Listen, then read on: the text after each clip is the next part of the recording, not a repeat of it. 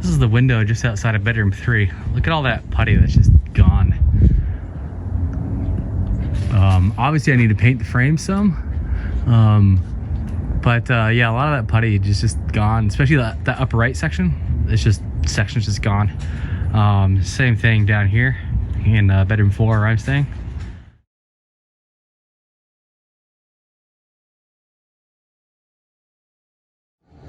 So here's my project for tomorrow, is to get this door installed in this opening.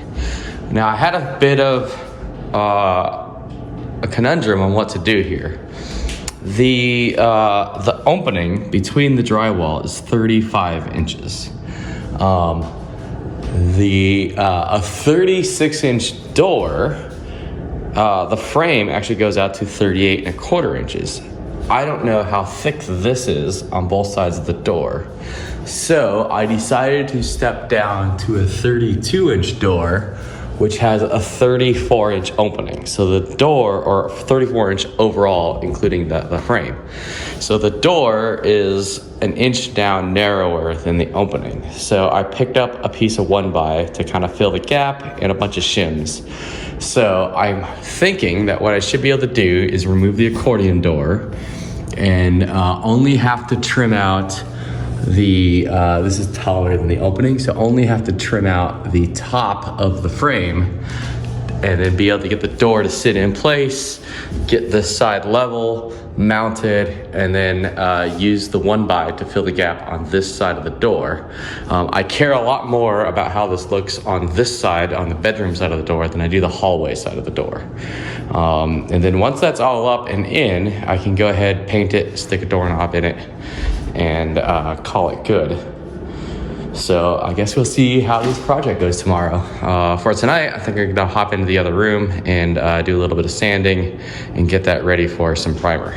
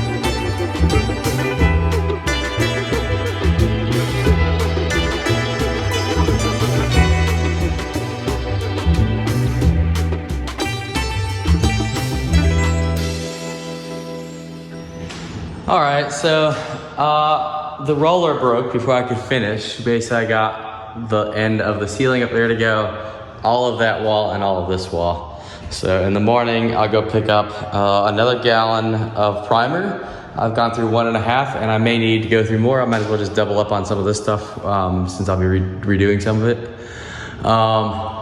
This turned out good. You see in the time lapse where I'm kind of dabbing along, that's to get this texture instead of getting brush strokes. And this is probably doing something weird because of the cold air coming in. But anyways, yeah, I'm just trying to get this texture here so you don't see any brush strokes in this thing. And it kind of looks better. And then I made sure I rolled this, again, same thing, just to get some texture on it. And then I'm not too worried about the inside here, and I'm not worried at all about the paint on the glass because I'll just use the scraper and scrape it all off. Man, some water, that's not good. Condensation. That could be a problem.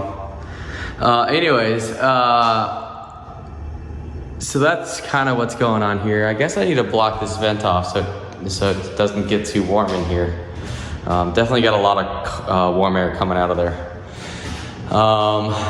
Because that could just fuck all that up. But, yep, I got some, I don't know, you can maybe see here, some spots where the ceiling's bubbling from where the primer hit that paint. I think I might see if I can roll over it again tomorrow and see, in this area, some of the paint just flat out peeled off.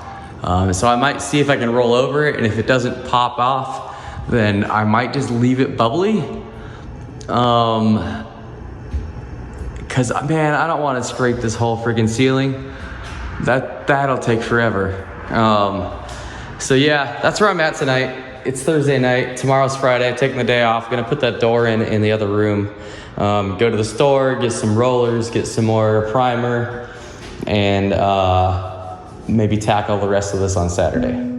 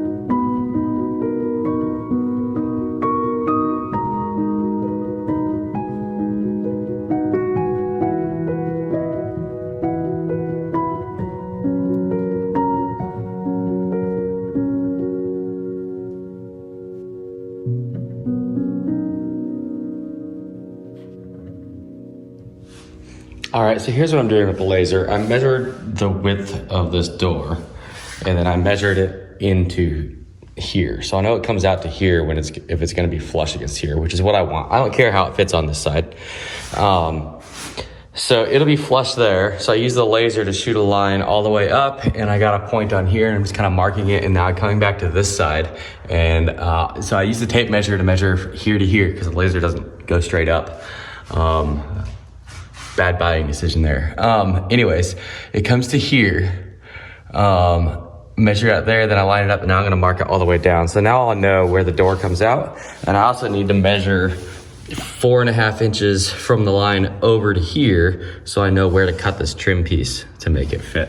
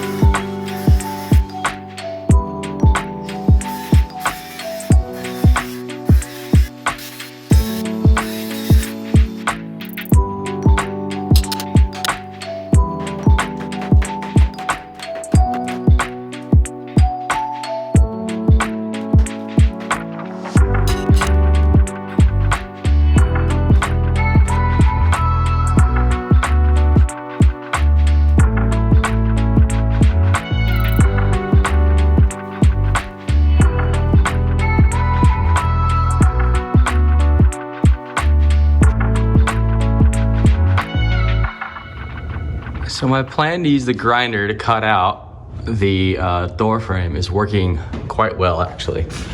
Nice clean cuts. So I suspected this might be a problem. This sticks down a little over an inch. So I think my next step is to use the old Sawzall and just slice that off. I'm not concerned about that being structural because everything structural is running down this plane. So there's not really any, and all the joists in the ceiling run this direction. So I'm not concerned about causing a hazard by doing that. And then when it comes time to gut this room, I can fix that and put it back, put a proper header over that.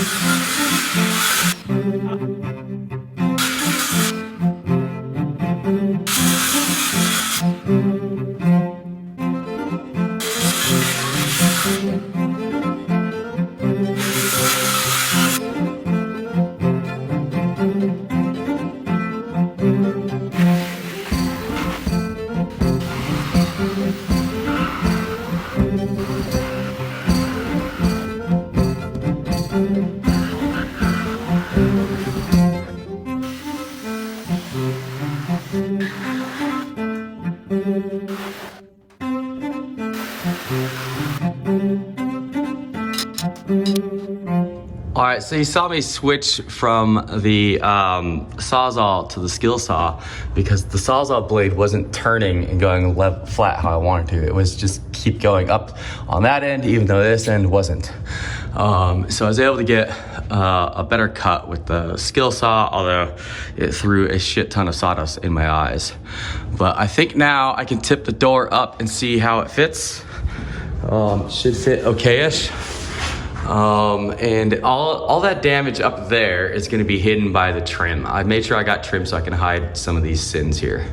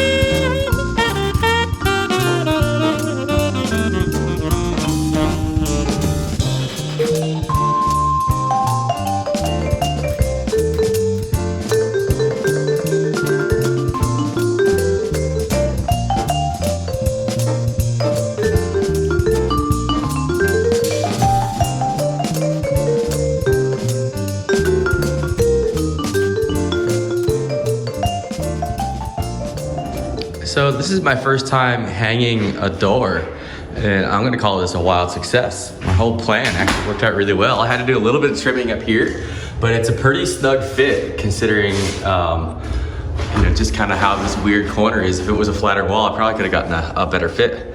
So I need to pop the knob and whatnot in here, and this gap is a little tight, so but I can easily fix that. But yeah, I mean, it hangs dead even. It's nice, even gap around everything. I wish that was a little bit closer on the wall there, but that's okay. It ain't the end of the world. Looking at it, the door is level because, I mean, it doesn't swing in, it doesn't go any direction when you let go of it. It just kind of stays. So the whole frame is level, which is great, but that means that this wall is not level anymore because it's a smaller gap up there than it is down there. But that's to be expected. It's an old house.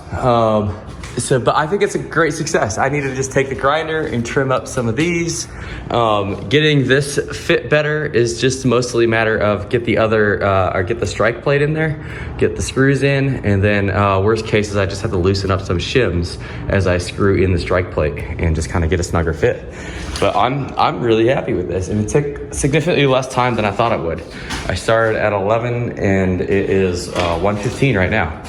And actually, I probably really got going at around 11:30 or so. So yeah.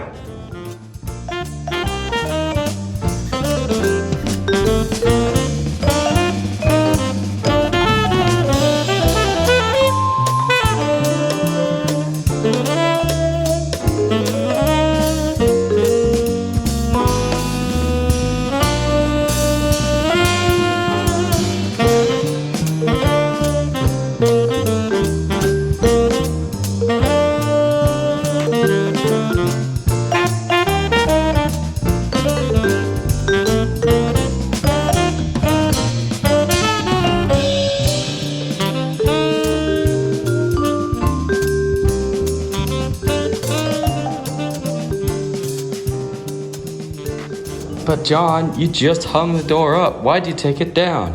So I'm gonna pop the hinges off and the doorknob back off and then paint this so it matches the ceiling and the trim and whatnot. And then, well, I got the paint out. I might as well touch up a few places on the trim.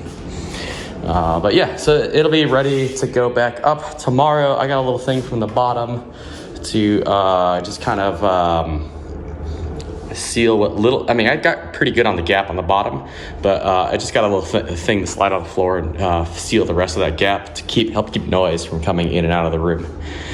And then while that's drying, I'm going to put the trim up and around. So basically I got some more of this, and that I'm just gonna butt that right up to here, and then there'll be this small gap here, and then I got some quarter round to fill in the gap. And that quarter round will fill in on this side as well. So that should work pretty well. And then I guess in the morning I'll run down to the True Value and get one of the stopper things, either for here or for there, so the doorknob doesn't hit the wall and punch a hole in it.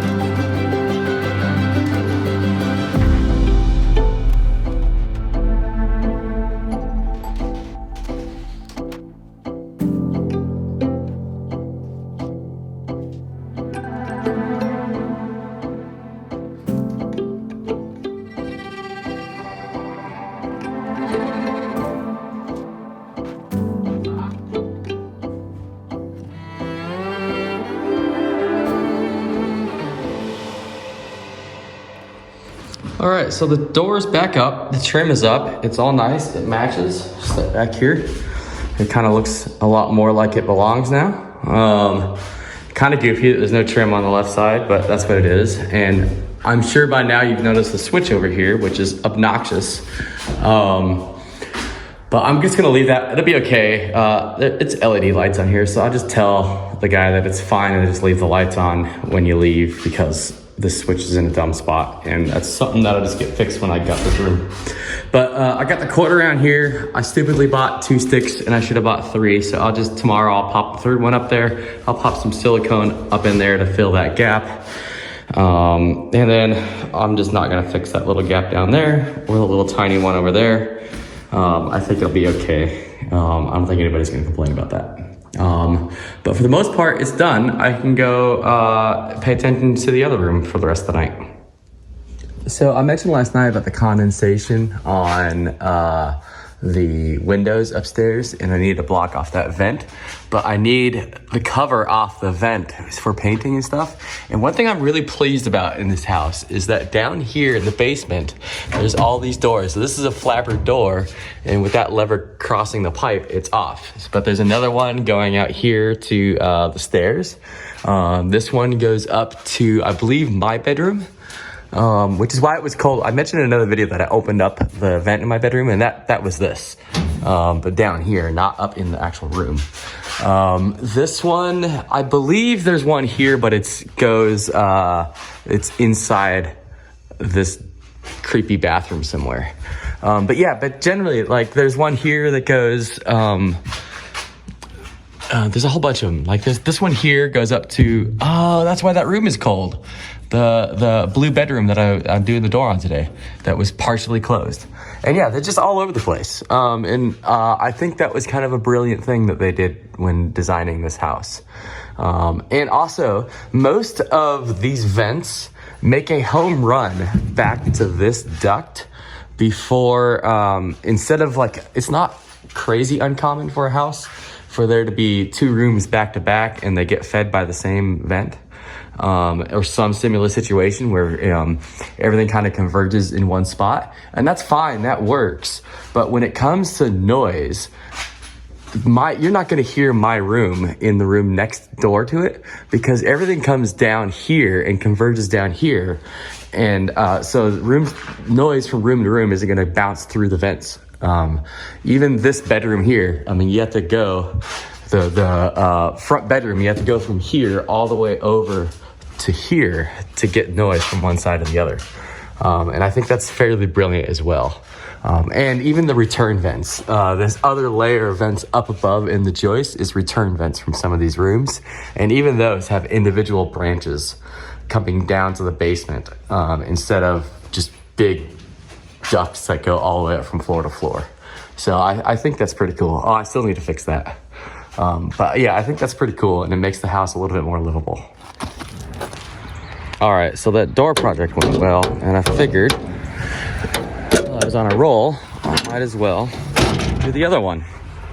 So I just stopped by the hardware store, picked up a second door.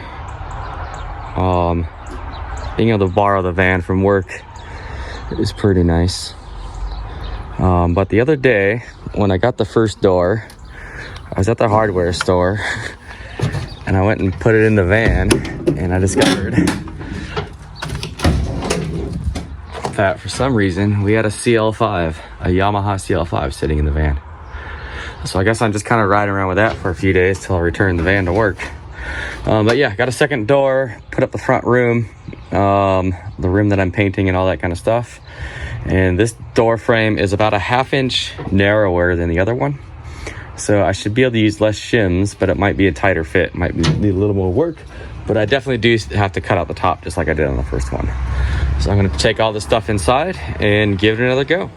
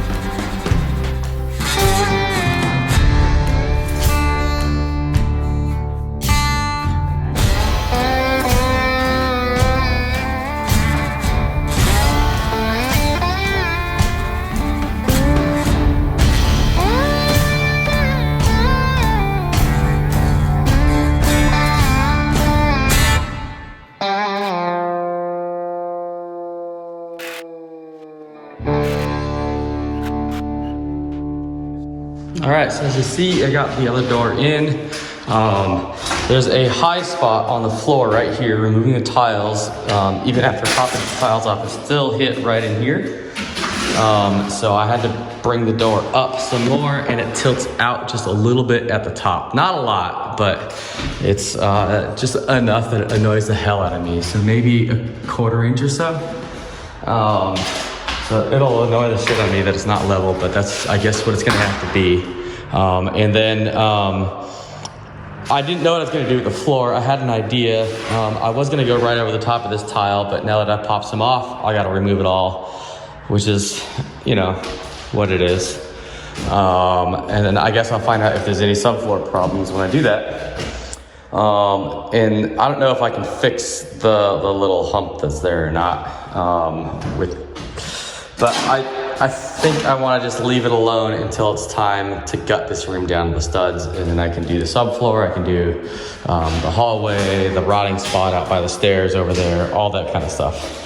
So I think that's my next task for this weekend, is to tear up all these tiles and get them bagged up and ready for the next dumpster.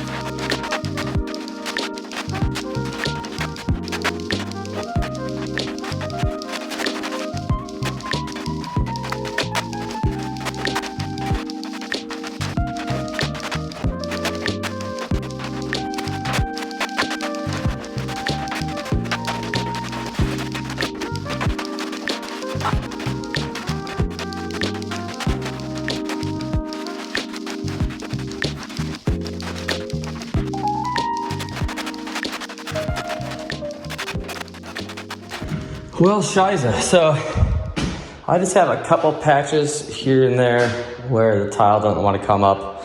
I'll just do, as you saw in the video, sometimes I grab the scraper and just use it as a chisel, so I'll do that there. But this is my 200th black plastic bag, and the bin's not heavy enough. I don't have any more, so I gotta go to the hardware store, get more. But I think that's done with this kind of stuff today. I'm gonna go IT room, do some stuff up there. I did find some more termite damage over here in this corner. So I gotta do something about that. It might be as simple as just cutting a strip to go into there. So that's exciting. It's weird that it starts pretty cleanly here. And it kind of goes over a little bit. So it's not a lot that needs to be patched. And for some reason, these joists are inches away from each other. So it's not gonna be hard to fix. But there's a slight crown in the floor there, which you saw with the whole video at the door. So I think my flooring I'm gonna have run this way so that it's not that much of an issue. But yeah, that's it in here for today. I'm tired, I'm hungry. I don't think I've eaten today, I'm hungry. Let this dust settle, get a bag and do some stuff. The ceiling, all the bubbles we saw in the ceiling are gone, which is good. So I'm gonna throw some more primer up there after cleaning up the floor. And then I got a couple spots to patch. Actually, I think I did a better job on these walls. Well, at least everything that I primed looks better after the first coat than the other room did after the first coat. So that's a good thing. There's some minor things around the corners of these windows, but I think for the most part, it's okay to just kind of hit them with the sandpaper a little bit. And that'll clean most of it up. And there's a couple little divots here and there that I just gotta throw just the tiniest little bit of thin mud into. This stuff dried really weird, probably because of the condensation. So I gotta repaint the window frame or reprime it, but that's no big deal. I'm gonna reprime this, and I think I wanna do 2 coats of primer down there when I do it. So I got another 1.5 gallons of primer to go, which should be good enough. I need to scrape a small section of the ceiling, but I think I'm okay. I think that'll do for now. And as we come in with the creepy bathroom to the right, we can look up and see that is where the bedroom ends. But you see the walls right in here. I wonder what that hole's for. Basically that hole where you see light is the other side of the wall, just barely. So a small thing I'm doing is adding this little card here to 10 gig network card, actually dual port. And then I'm gonna add that into the new 10 gig switches in the back of the rack. All right, so it's kind of dark back here, but I've added a 10 gig switch here, a 10 gig switch there. This one mostly serves these top 2 computers, which I also added dual 10 gig network cards to. And this one serves these 3. We have power coming in, IPMI, 2 1 gig network ports, and then the dual 10 gig network card.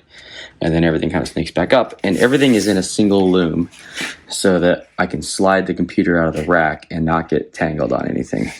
And I tested that, and it works well. A couple of these are a little bit snug, but it all works well. Does exactly what I want it to do.